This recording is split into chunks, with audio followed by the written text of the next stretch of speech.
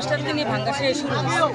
কিন্তু দোকান পেটা ছিল তা গেল গা, মেলা কিছু গাছ ছিল তা গেল গা, আমরা যেমন আশ্রয় নেব সেই আঙ্গের জায়গা নাই। উপজেলার থেকে লোকজন বা ঊর্ধ্বতম কর্মকর্তারা এখনো আসে নাই, এটার বিরুদ্ধে কোনো প্রতিরোধ গড়ে তোলে না। এইভাবে থাকলে তারা শহরাবাড়ি নিমিশের মধ্যে আমাদের এই এলাকাটা ভেঙে চলে যাবো, গোসাইবাড়ি ভান্ডারবাড়ি ইউনিয়ন নদীর গর্ভে চলে যাবো। গোসাইবাড়ি ইউনিয়ন ধর করছে ভরায়, দূরত্ব তাড়াতাড়ি কাজ করা লাগবে।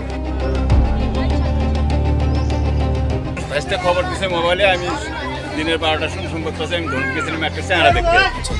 ওখান থেকে আমি চলে আসছি, আমার জমি রক্ষা হয়েছে, ঘর দরজা আসলে এসে দিয়ে আরো সব ভেঙে দিয়েছে। আমার দোকান আছিল, হোটেল আছিল, 5 মিনিটের মধ্যে সব ভেঙে গেছে।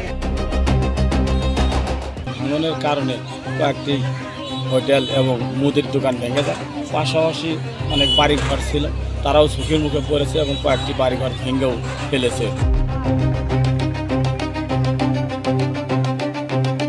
মানে 10-12টা বাড়ি একদিন গেল, দোকান 3-4টে গেল।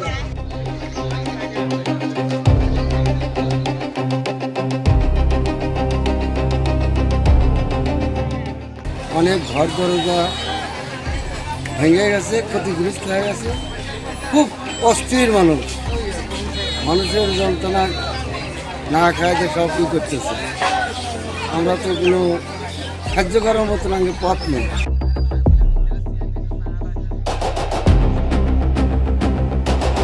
আমলাতান্ত্রিক জটিলতার কারণে পানি উন্নয়ন বোর্ডের ইচ্ছা থাকার পরেও, এখানকার মানুষ সহযোগিতার ইচ্ছা থাকলেও পানি উন্নয়ন বোর্ড তাদের কাজগুলো করতে পারছে না।